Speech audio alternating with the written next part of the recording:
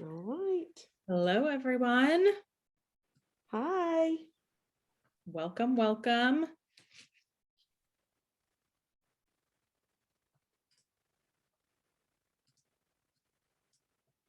Oh.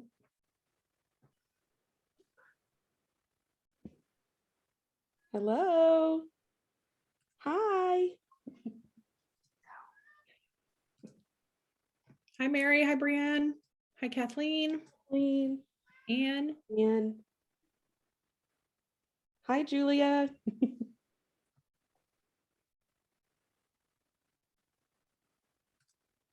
Oh my goodness. A lot of people in here. We Let's sure do. Some parties going on tonight. Hi, Linda. I'm going to put our first poll up. Is this your first virtual wine tasting?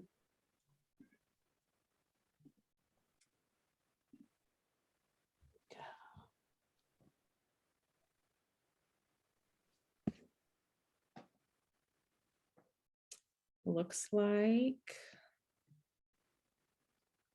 Got a lot of people joining from all over Chicago and Missouri, South Carolina.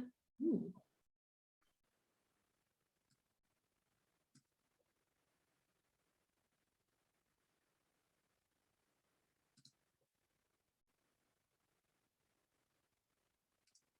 All right.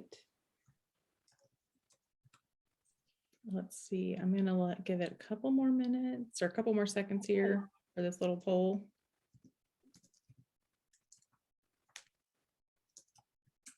I can't believe we've got so many people from all over the place.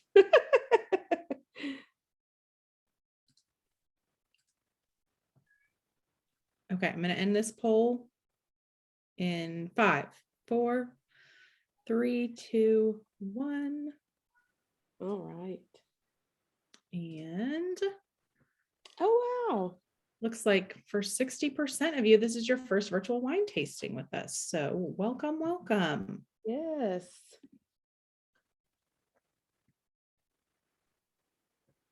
We are so happy to have everybody. There's still a few more people rolling in here. Looks like. Sherry and Dawn know it will just be us on the Zoom where you can hear and see, and then we will interact with you guys via the chat. Yep.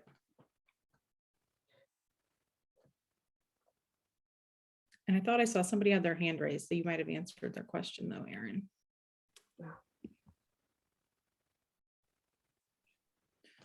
All right, Las Vegas. Robin's here from Las Vegas. David asked how many people are in this meeting. Right now, we've got 110, 111, 112.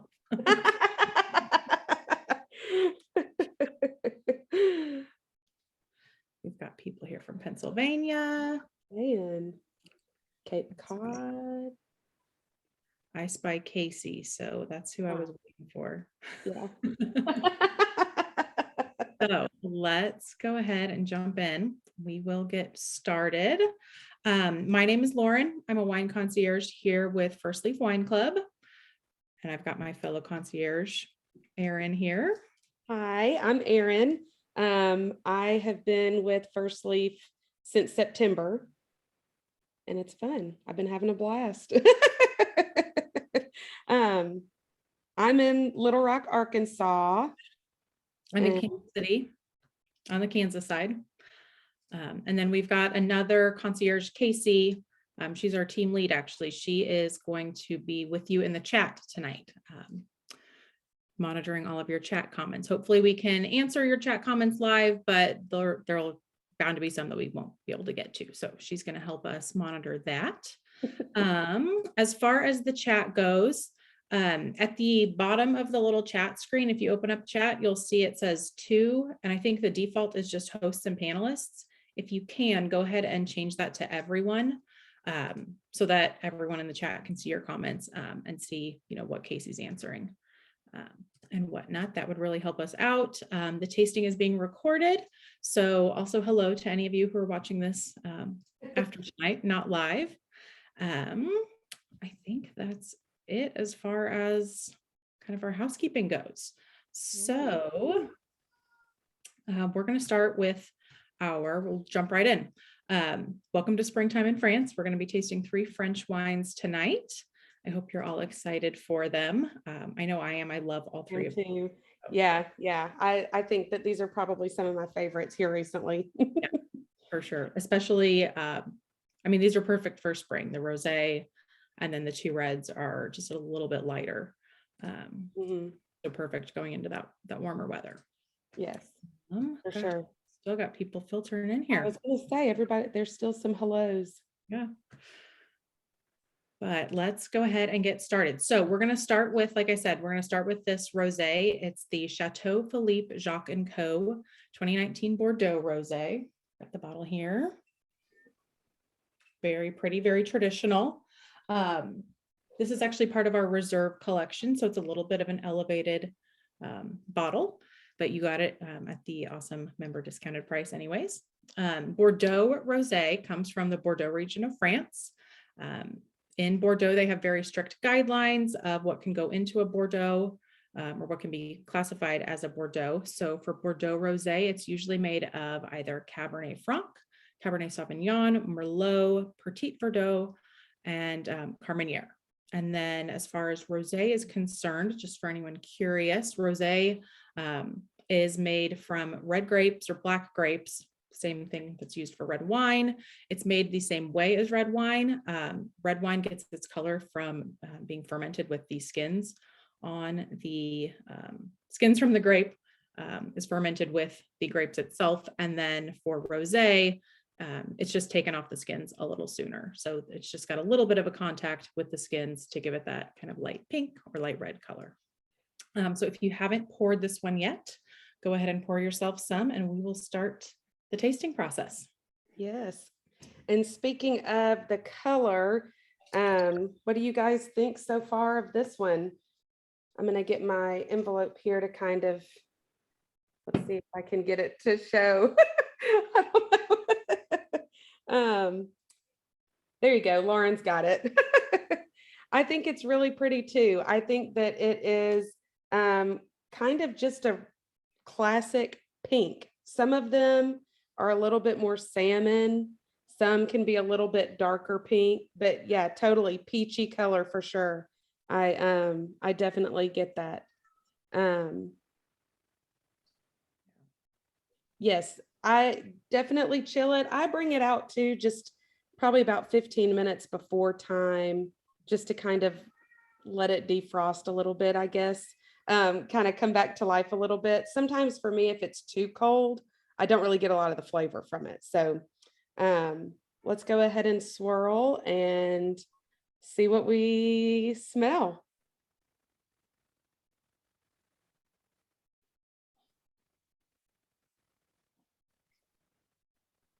Oh, you know what, Erin? I just realized I forgot our second poll question. Oh no. I really like that one. We're going to do it. Yeah, do it. Okay, pause everybody. You can but answer our question really quick. We want to know, out of these 3 wines that we're going to be tasting tonight, which one do you think is going to be your favorite before tasting them? I'm interested to hear what everybody says. No.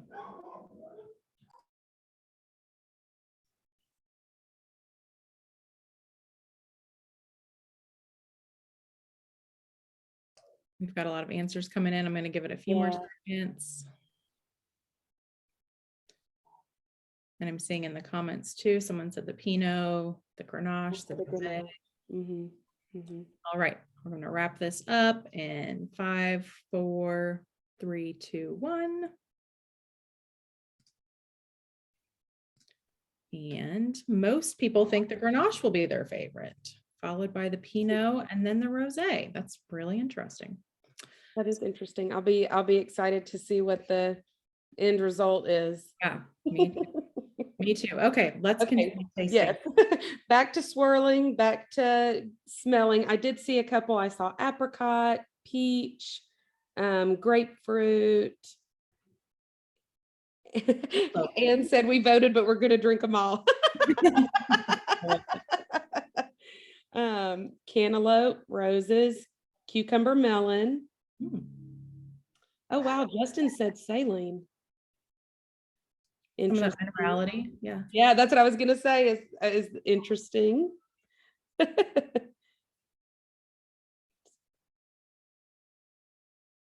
All right. So I think that everybody's ready to take a sip of it now. So let's go ahead and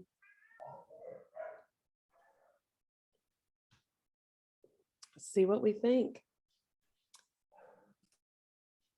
Very bright, very crisp, refreshing.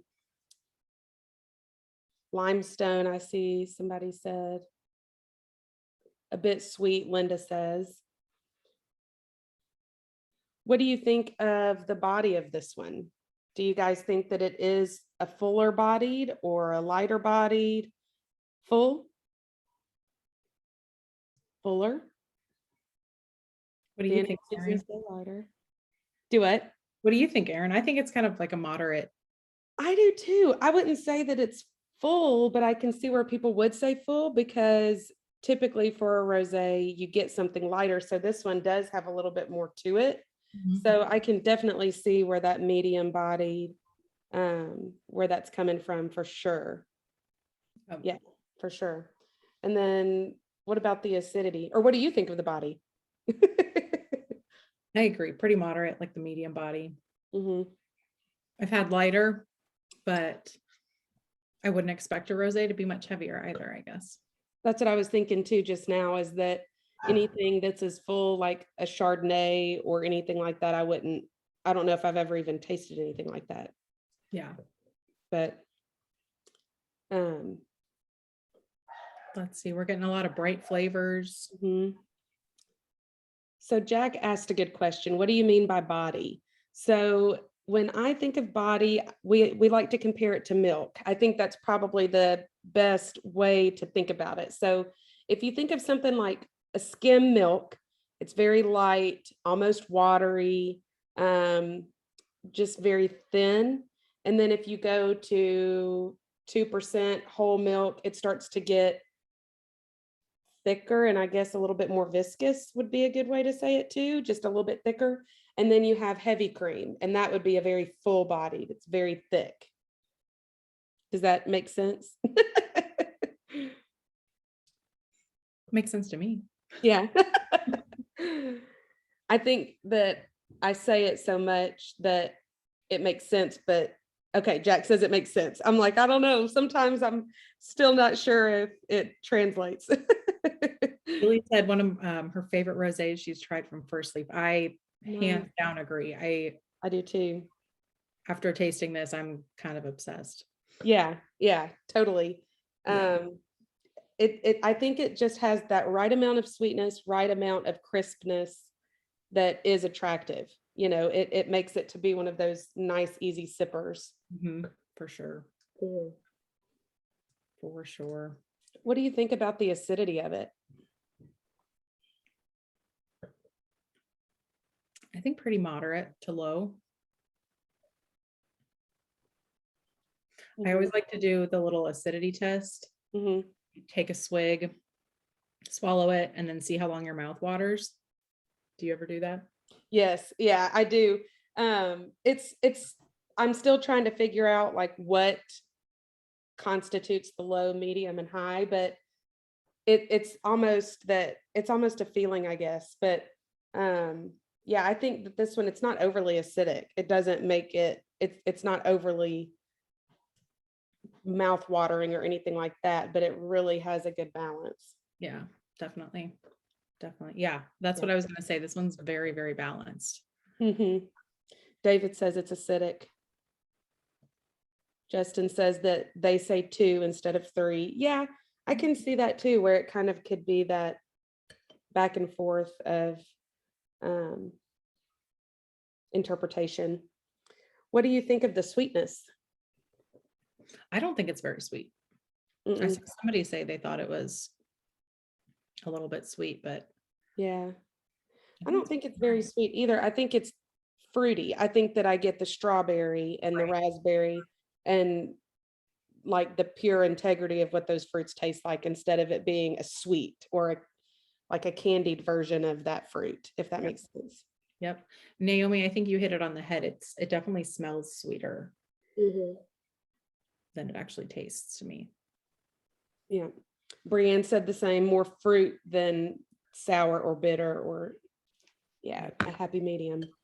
I Yep. agree. I agree. Yeah, I think it's a really balanced. I think it's it is an easy sipper, which makes it one of those wines that it's hot and you're on the back porch, or you're at a get together and you're just sipping on it. It's a very easy sipper. Yes. Oh yeah. Yeah. And I could see it, like we talked about, it's part of that reserve collection. So I could see saving it for a special occasion or taking it to a special occasion, but I could drink it all day long. I know it really, and it's even a very pretty bottle. It could be a gift. It would be Yeah. a really nice, I like a birthday, or if you have, I know that kind of spring and summer is like the time of year to do like housewarmings and get-togethers and showers of all different kinds. So I think that this would be a really nice gift for those too. Yeah. Wedding season's coming up. Yeah. Yep. Absolutely. Kristen said Wednesday is a special occasion. I totally agree. Yeah. Absolutely. Absolutely. Kristen said she's not giving it away. I'm kind of the same way. It's like, yeah, it's beautiful. It's a good gift, but like, I'm going to gift it to myself. Right. Yeah. I deserve nice things. Yeah. We all deserve nice things. Get it for yourself. Definitely. What do you think? So I know we've talked a lot about like sipping it on its own. What would you pair it with food wise? If you were to I pair it? think like I would drink it on its own. I honestly prefer most wines on their own, except for like the higher acidity reds. But something like a simple like goat cheese appetizer, or like a really light dish, like a salmon, Yeah. something like that. What about you? Valid. I tend to associate rosé with holidays just because to me it's just kind of special looking. It's different, it's unique. I think it pairs well with so many foods.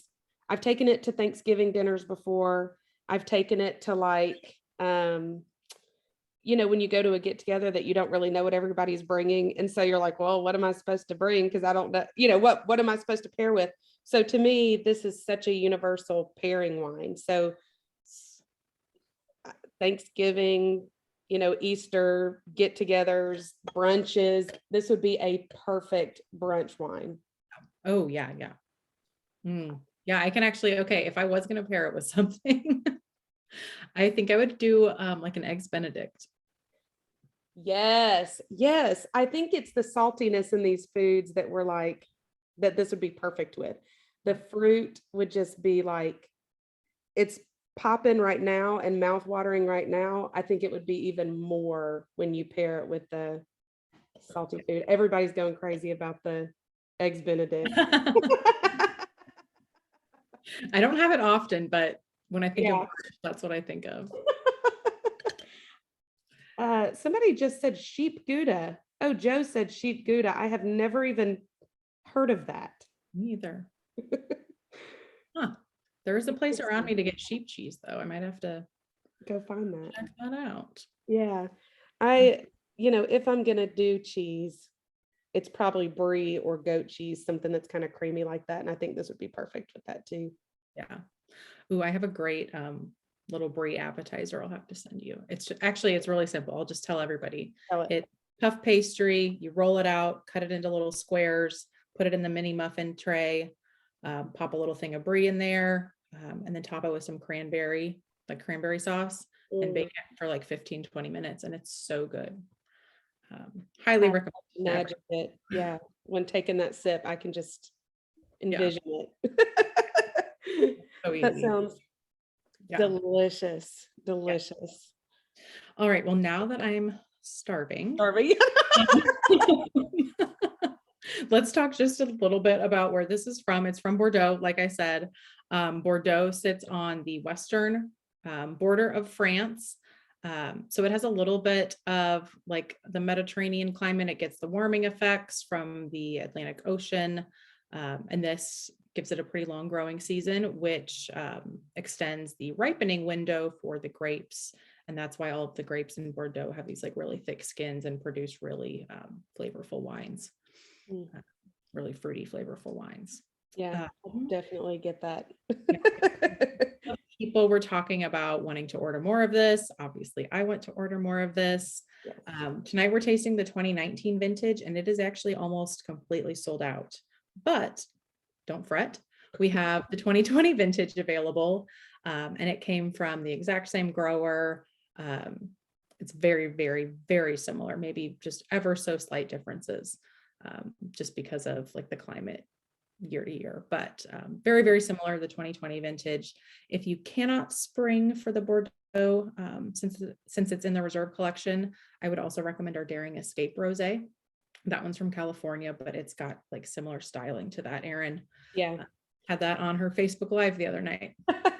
I did. I would, it's very similar with that strawberry, raspberry with the citrus, it's more fruity too. So I think that it's a great comparison. Yeah. Yep. Yeah. Share the name. The rosé would be either the recommendations for similars would either be the Chateau Philippe 2020 vintage of this rosé is out, or the Daring Escape rosé is the other one that we'd recommend. Mm-hmm. Yeah. All right. Well, any other questions or comments about this one? I love it. That's I know. I know that I love the others, so I'll move on, but I don't want to move on from this. I know. One more sip. Okay. It's just delicious. It is. I love it. All right. Okay. So next we're going to go into our La Belle France Pinot Noir. Perfect. This one, I love the label on this too. It's so I was pretty. going to say, it's honestly, we've got 3 really beautiful classic labels here. Yep. So this is, like I said, it's a Pinot Noir, common grape, world's most popular light-bodied red wine, kind of known for its red fruit flavors, floral, spice aromas, sometimes a little bit of earthiness, and being very smooth. It traditionally has lower tannins. If you've heard of a Burgundy wine, red Burgundy is from the Burgundy region of France. Red Burgundy is always Pinot Noir. This one is not from Burgundy, it's from the Pays-d'Oc region of France, but it's got very similar characteristics, slightly different tasting notes, but some similarities as well. So let's pour ourselves some of this. Yes, I already have mine poured. Mm-hmm. I did it all right when we were getting started. I get so eager about pouring the wines. It's just that sound of them going into the glass, relaxation at its finest. So I'm just taking a look at this one. I think this one's a really pretty color too. Let me see if I can get my envelope to work this time. Let's see. I think it's got to be an angle thing, right? How are you? I have no idea. This has never worked for me in the past, but it's working for me. You can kind of see it through the green. It almost matches the first leaf purple dot. It does a little bit. Yeah. That's interesting. What color would you say this is? I think that I'm agreeing with some of the answers so far. It's a little bit ruby. I think maybe garnet, kind of a in between. Mm-hmm. What do you think? Yeah. It's red at the edges for sure. Yeah. Garnet, ruby, darker for a Pinot. Yeah, it is a little bit darker. White is like that brighter red. Do what? Not quite as like bright red. Oh, right. Yeah. It does have some depth to it. Yeah. It's very pretty. Patrick says he's been drinking straight from the bottle. Is that wrong? It might affect the color. You might not be able to tell the color very Yeah. well. Plum colored. Michelle said plum colored. That's a good way to put it. Yeah, yeah, I think that that is definitely right on the money. Yeah. I'm gonna go ahead and start swirling and seeing what I smell.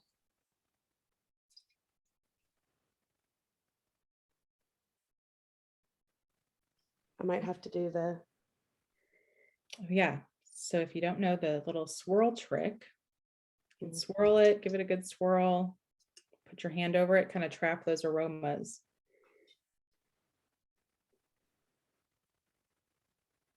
I actually get a little bit of plum on the nose. Now that we say plum. I don't know. Maybe because I saw plum, I think it's plum. Power of suggestion. I know, right? I do get a lot of the herbiness. Yes, yes. And I can see where, because I think some people are saying leather and like kind of that smoky. I do definitely get that too. Yeah. Flowery. Yeah, maybe a little flowery. Earthy, definitely. Some peppercorn.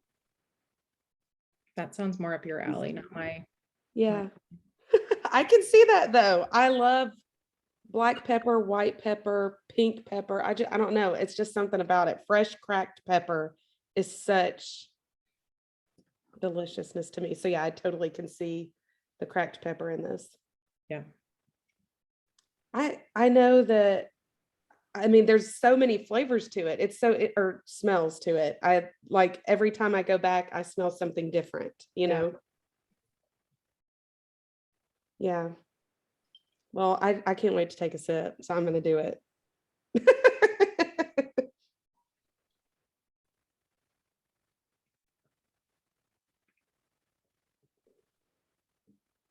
I get the spice. Yep. I get that pepper and the spice and the herb almost instantly. Yeah. Melinda says more complex, definitely. Yeah.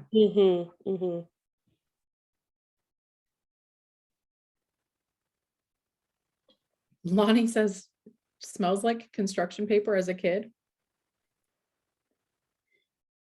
I get it.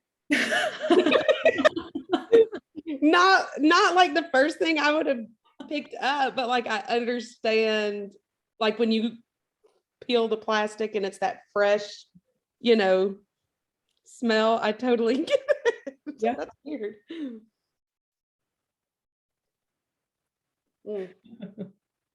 Definitely, I almost get the spice and the earth and the leather and all of that more than I do the fruit. Same.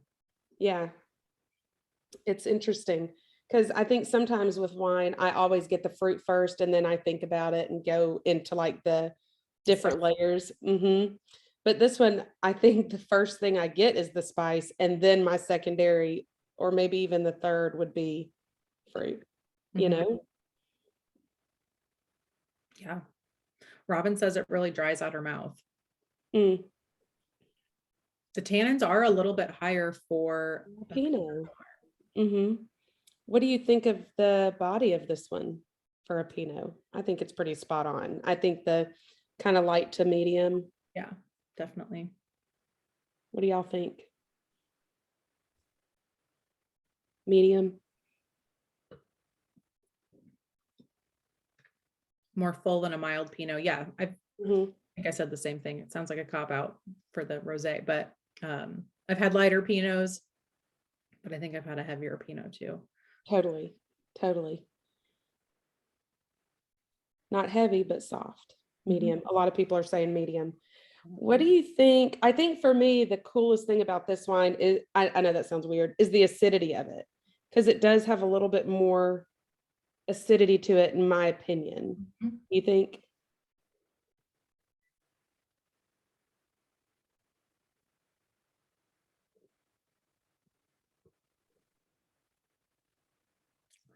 I think I get the acidity. I think we've got it rated at a 3 out of 5. I don't know if I would put it up there as, I don't know if I'd rate it a 3, maybe 2. Really?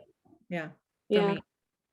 I get it. And I think that it makes it a little bit, it gives it that refreshing touch to it, because I know we were talking about that these are all kind of perfect for spring. Well, I think for this one, that freshness is what kind of makes it that way, Yeah. Yeah, definitely. It's Oh, not so acidic. Like I said, sometimes with those really acidic reds, I prefer them with food, but I can drink mhm. on its own. Yeah, that's true. That's true. I didn't think about that because I'm typically the same way too. I have to have something to balance it out. Otherwise, it's not really enjoyable. But this one is almost balanced on its own. It has other things to it, I guess, that kind of balance it. Yeah. It's not sweet though to me. Do you think it's sweet at all, or do you think it has any kind of sweet characteristics? No. Short answer, no. I agree with you.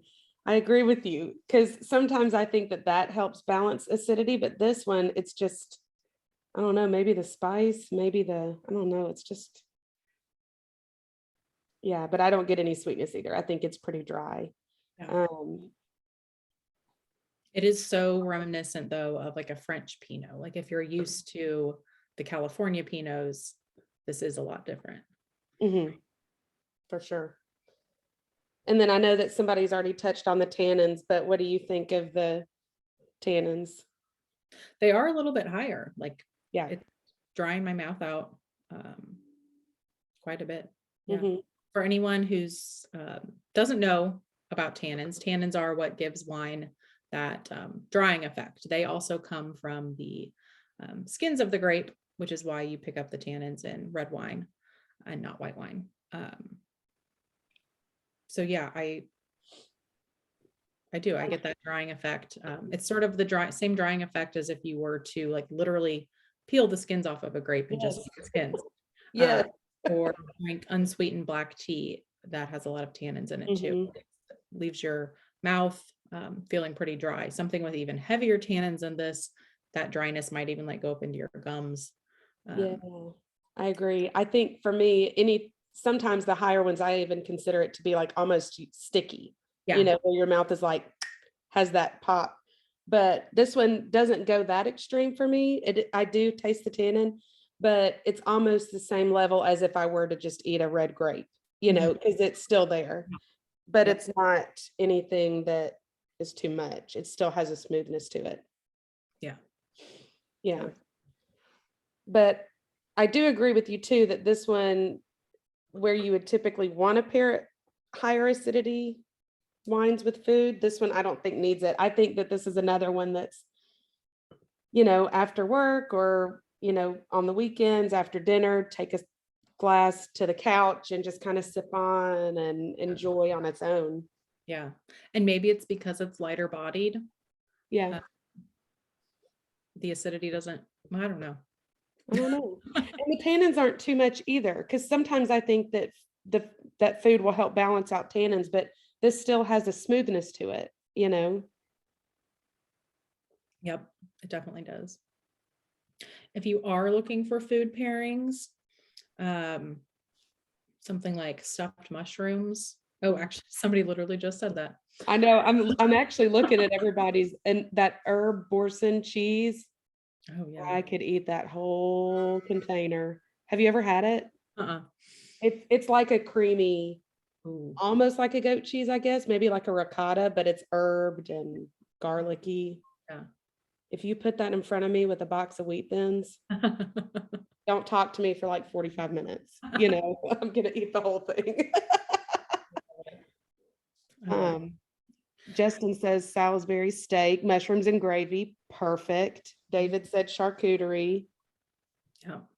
I think our official food pairing recommendations were also duck confit, Mm-hmm, grilled lamb. So if you're doing more of like an elevated dinner, mm-hmm. I do not have either of those things on the regular. I don't either. But yes, no, both of the wines so far, the rosé and this Pinot Noir, I feel like could definitely be the relaxed sipper, casual, but also super elevated. They can definitely take your dishes and parties and stuff to kind of that next level for Yeah. sure. Yeah. For And sure. this one, probably the next one too. Like these would all make really great gifts. I would feel so confident in gifting this to somebody. 100%. because it is Um, versatile. and it's funny too. So I work with someone who is a real estate agent, and they obviously enjoy the wine, but want to also have pictures of the wines for like just whatever her own thing. And so I think that both of these are very or photogenic. I think they'd be good to photograph. They're just such pretty bottles, Yeah. pretty Definitely. labels. Yep. All right. All right. Again, it's one of those ones. It's like, it's so good. How do I put it back? How do I put it down? So a little more on this one. This one, like I said, is from the Pays-d'Oc region of France. It's actually one of the largest wine growing areas in France. You might not have heard of it. Maybe you have. But it really stands out different than a lot of the other French regions because the Pays-d'Oc region of France isn't as heavily regulated like Bordeaux, Burgundy, Chablis, all of those regions. The wines are classified by the region. In the Pays-d'Oc region, the wines are classified by varietal, and the winemakers have a little more freedom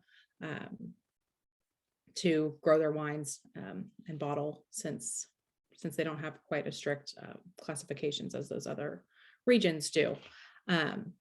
So yeah, they've got a little more freedom. They can be a little more adventurous and exploratory and experiment a little bit more in the Pays-d'Oc region. Yes, yes. Well, I think just by this one being so standout and the flavors and kind of the structure being a little bit different, I think that makes total sense. A good representation of that area for sure. Yep. Yeah. It's like we said, this one is similar to like a Burgundy style, but it's still got a little bit of a unique spin. Mhm. So yeah, the next bottle that we're going to taste is also from Pays-d'Oc, but before we move on, if you like this one, reorder it. There's still plenty. You might also like the Chambray Michant Pinot Noir. It's also from the Pays-d'Oc region of France. The La Delore Esquisse Pinot Noir was just released. It is also from the Pays-d'Oc region of France.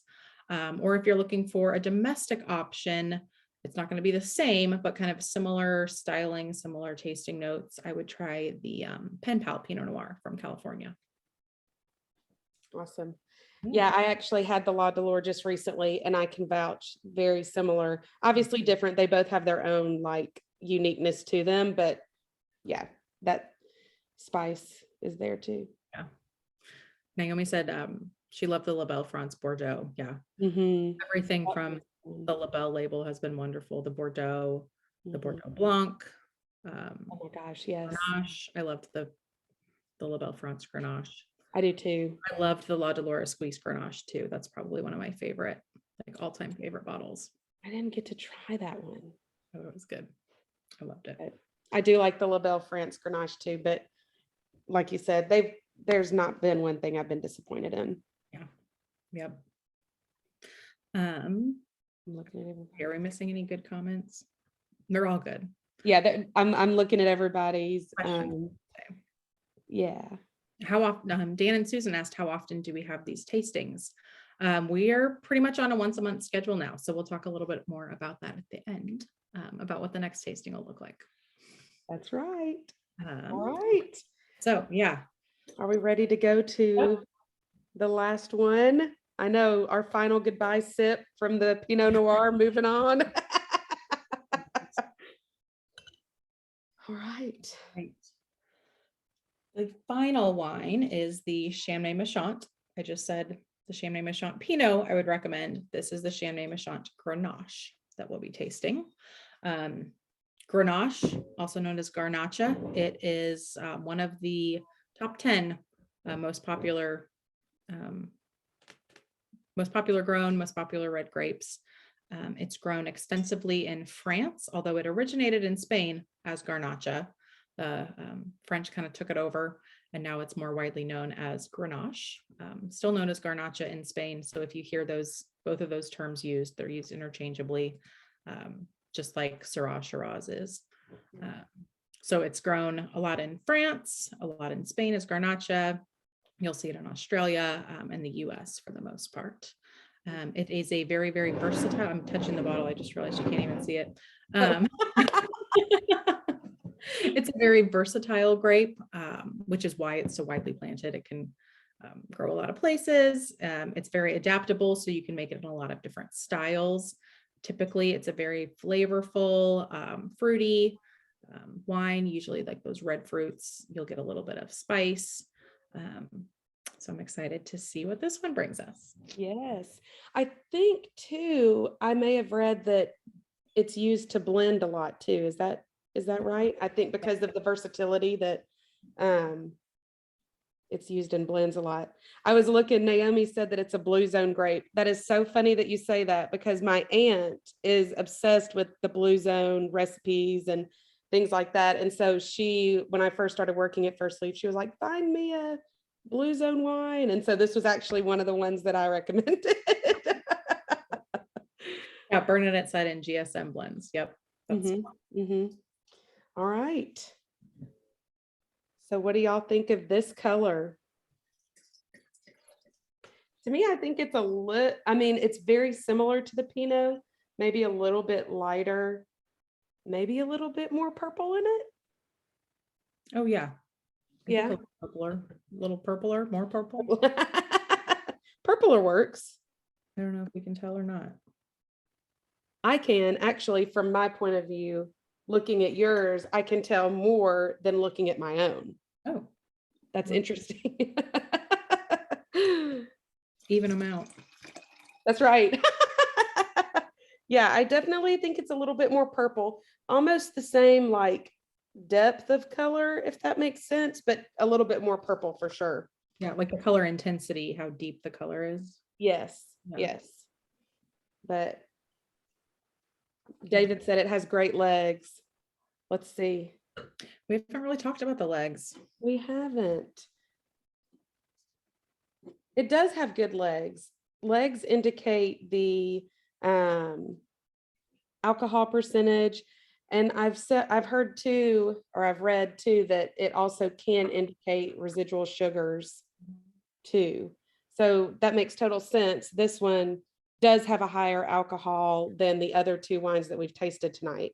This one's 14.3%. So the legs that are slower, and I wish that it could be shown, but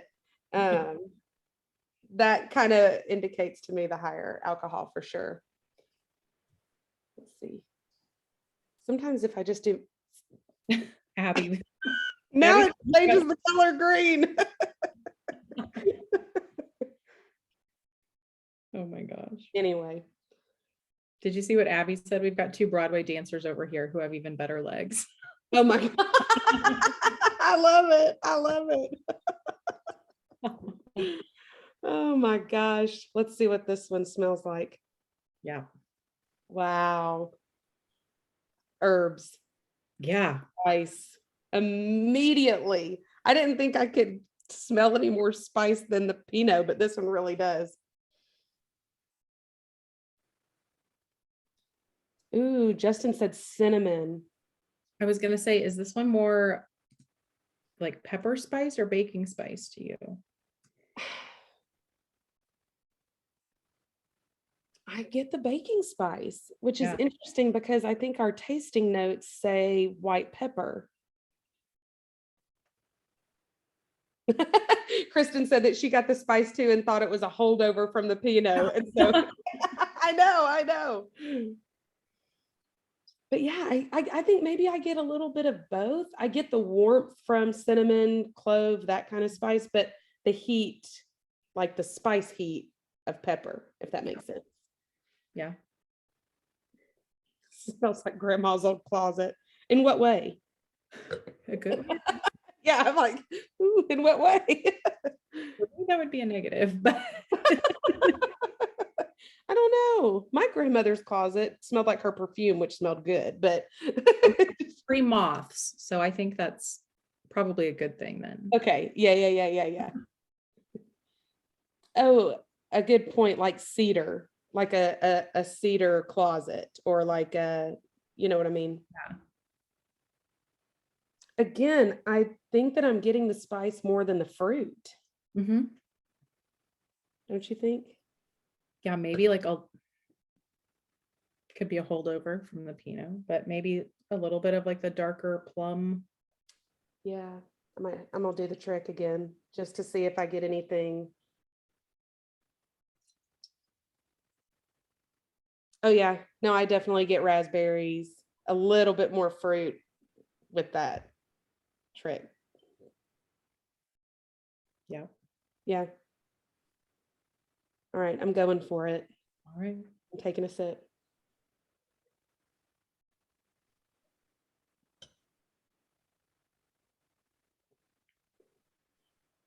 Ooh. Delicious. Wow. I like I said, I love pepper and I get that really nice, quick pop of white pepper at the end. Yeah.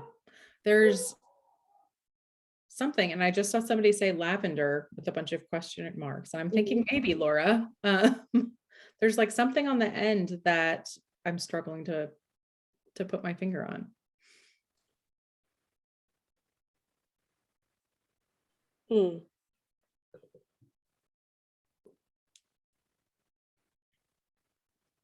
I get it, but I only get it. I had like about 4 or 5 seconds after the pepper, like it's that lingering taste. Is that what you're? Yeah.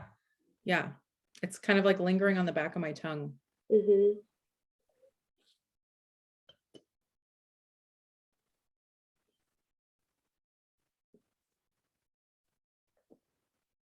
I can get that. I can see that. It's an herbiness, but not like not anything overpowering, you know. Yeah. I totally can see that. This one I do get a little bit more fruit too. I get that first onset of the, you know, bright red Yes. raspberry Yeah, pomegranate. there's like raspberry undertones. Mhm. Yeah. Mhm. And then it goes into the spice herby kind of, I don't know how to put it, almost like aged of some sort, like this kind of, but it's not leathery or anything like that. You know what I mean? Yeah. I like it a lot. Definitely, Holly said more complex flavor here. I agree. I think that these reds have both have had so many depths that, again, every time I go back to smell, every time I go back to taste, I get something different each time. You know? Yep.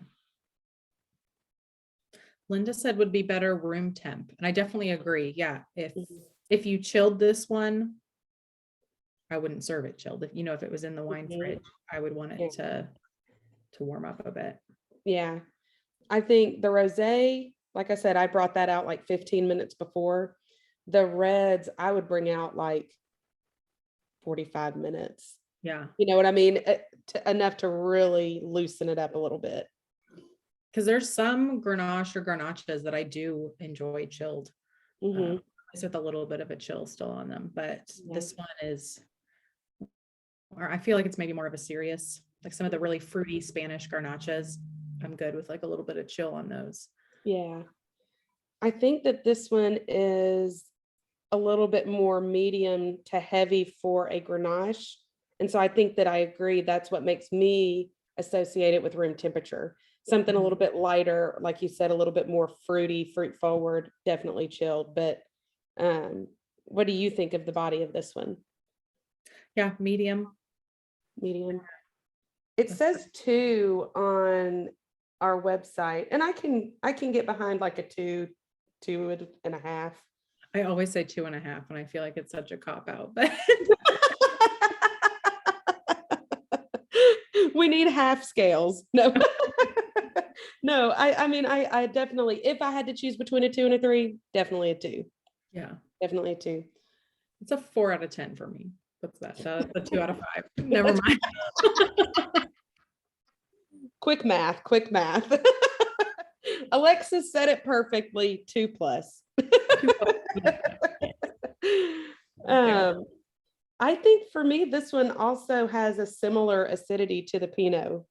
I think it's there, but not anything overpowering. But there. You know what I mean?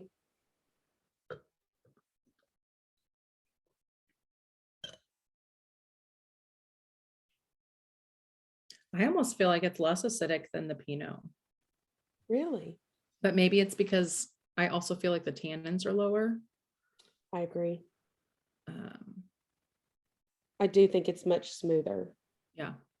And maybe that is what it is. My mouth's still watered, but maybe not as much. But I still think that it has enough though to give it some interest and to be able to hold up with foods and things like that. I think sometimes if it doesn't have enough, if there's something that doesn't have enough acidity, to me it's better on its own. But this one again, I think is pretty versatile. I think it could be on its own and with food, but I definitely agree about the tannins being smooth. What about the sweetness? Low. I mean, I don't find it sweet. Do you? Mm-mm, Yeah. no, it's bright because I think that again, it's like the pure strawberry, pure pomegranate, like the pure fruit, but no sweetness to it. Yeah. Yeah, very nice. I kind of want to try the Pinot again now. Okay, let's do it.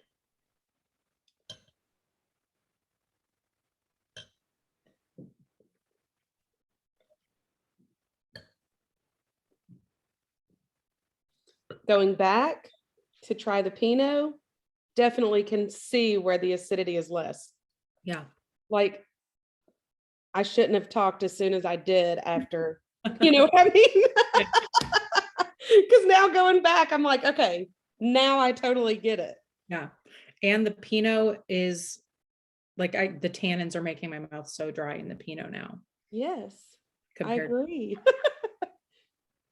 And you can almost, if you're just doing by smell,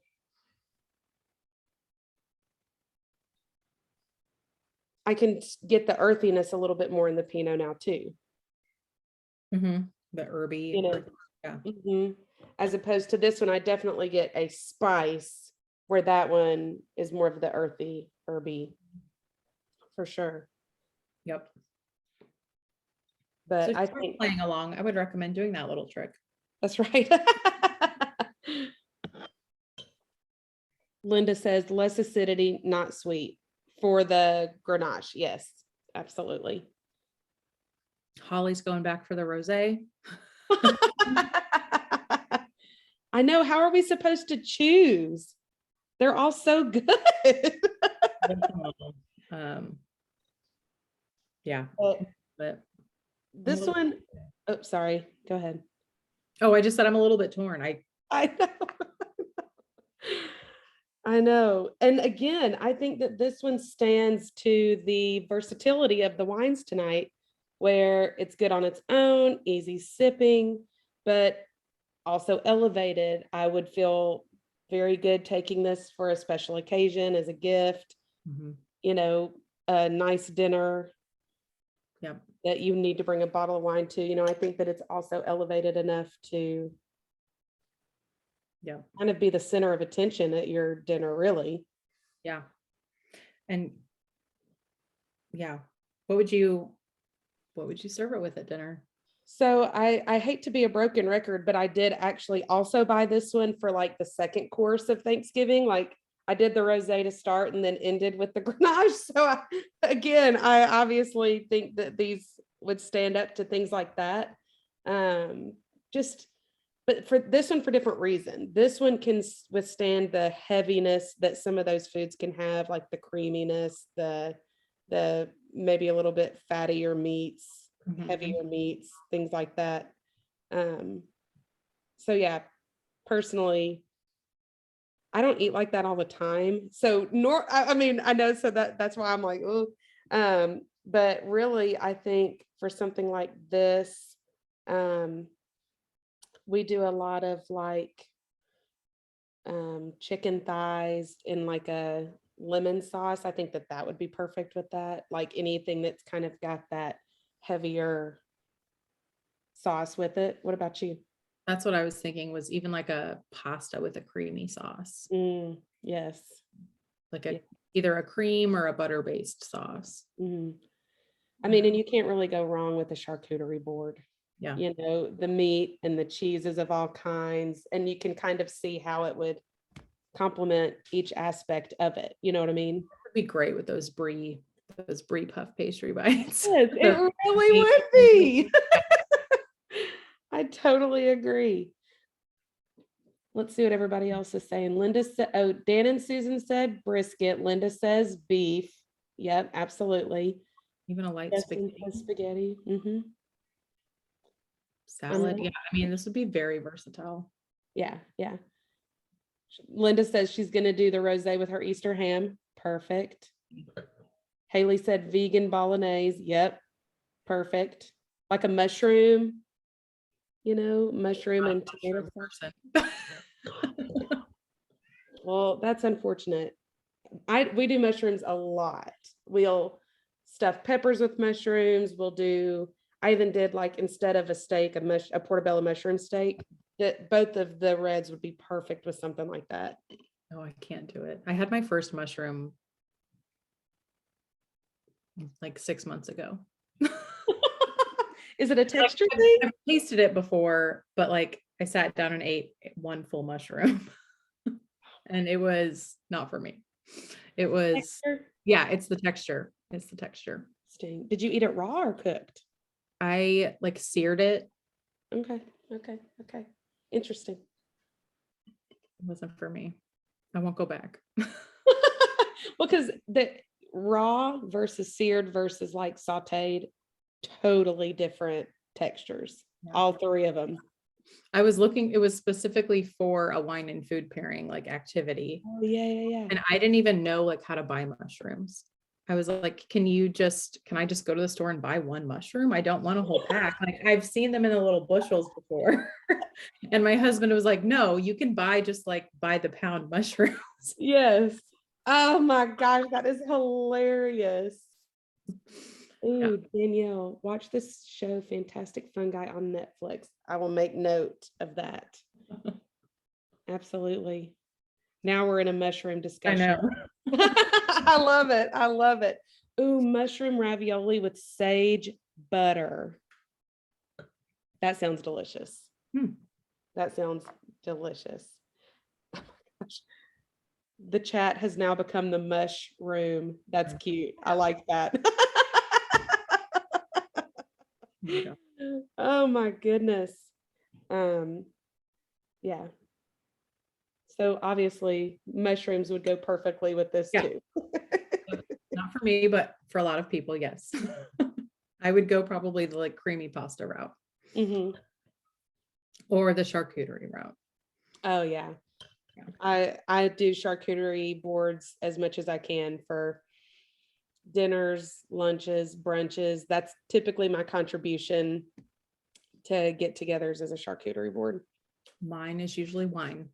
Yeah, that too. That too. Oh my goodness. Well, I was going to say, like we said, this one's also from the Paddock region. It has a little bit more of that like Mediterranean climate, which gives it that like fruitiness. The area has like clay soils. We call all of this the terroir. Hate that word, hate looking at it, can't pronounce it. I don't really think about it. Terroir, terroir. But yeah, the clay, it has these like clay soils, which retains the water. And it really helps the growing season because it's not getting as much rain all the time. So that clay like absorbs the water and really helps the grapes grow. But yeah, if you like this one, kind of vice versa, we've got the La Belle France Grenache. The La Belle France Grenache. We've got a few more Grenaches kind of slowly coming online right now too. A couple from France. We've got a couple from South Africa coming online. A lot of Grenache available right now. It's perfect for spring and summer. I have found myself lately talking about transitional reds, and to me, a Grenache and Pinot are perfect into that transitional season of, if you're not really wanting a Cabernet or something as heavy as that, this is perfect. Yeah, totally agree.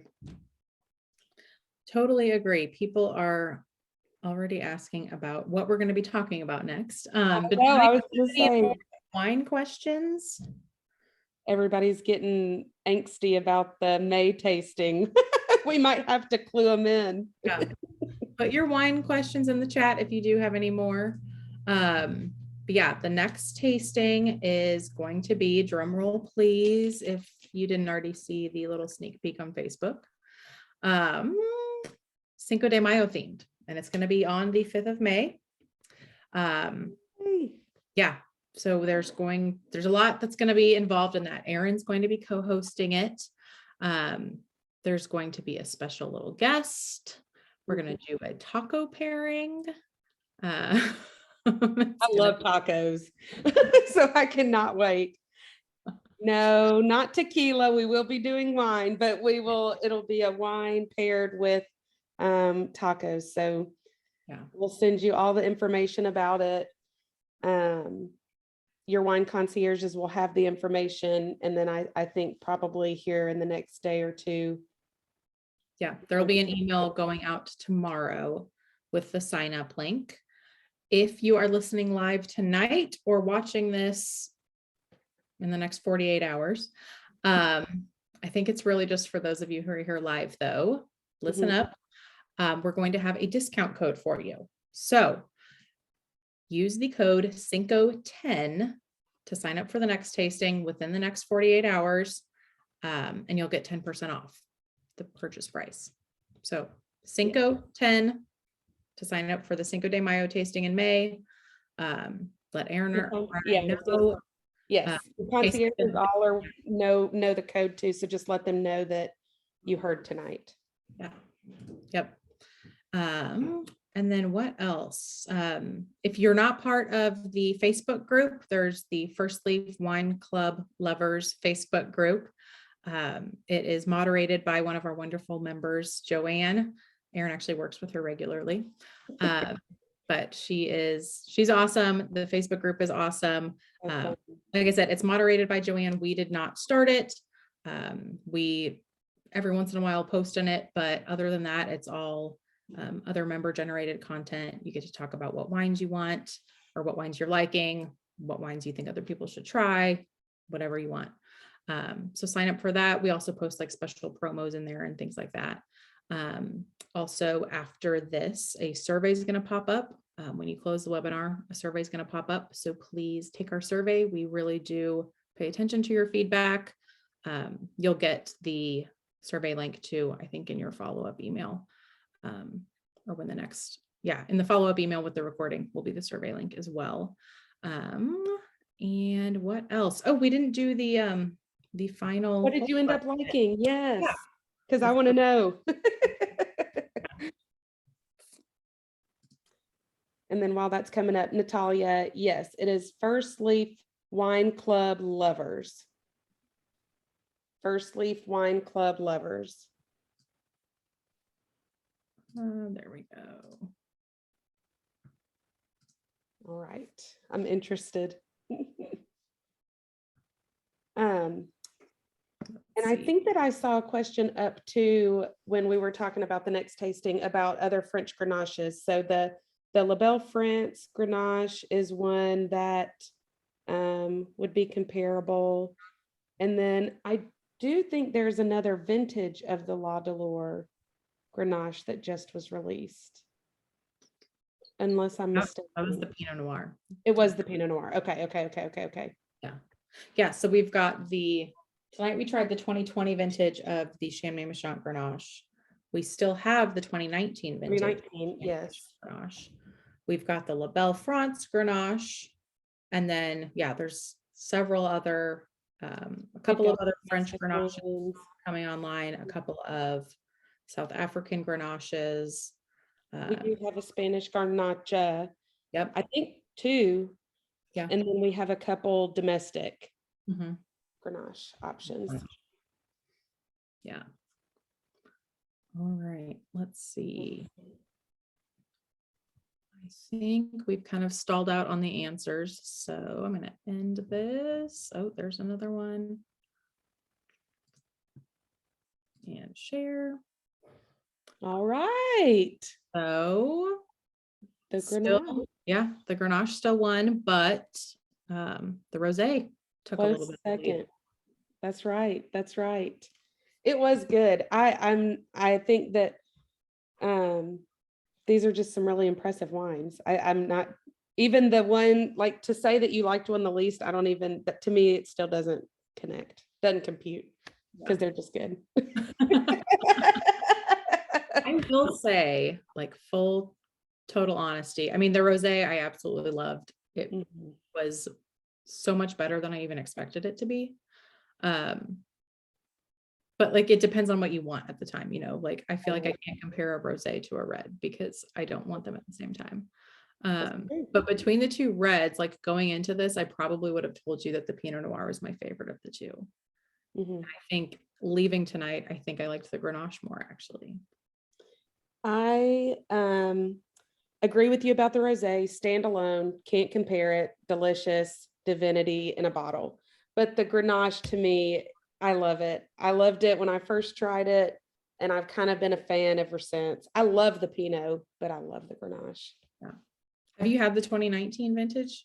I have not. I purchased the 2020 in the fall, and then I've just kind of had a supply of it ever since. Yeah. I need to try the 2019. It's very good too. It's slightly different because of the year, but Yeah. I think the 2019 is just like ever so slightly sweeter. Okay. That's really good. I bet Yeah. it is good. Yeah. All right. All right, everyone. Let's Thank see. y'all for joining. I think we're gonna wrap it up here. But yeah, Cinco 10. Use that Tell your code wine concierge. 48 hours. Yeah, call your wine concierge or email your wine concierge and get that booked in the next 48 hours. Yay. Yeah. All right. Well, take care, everyone. We'll Have a good night. see you next month, hopefully. Yes. All right. Bye.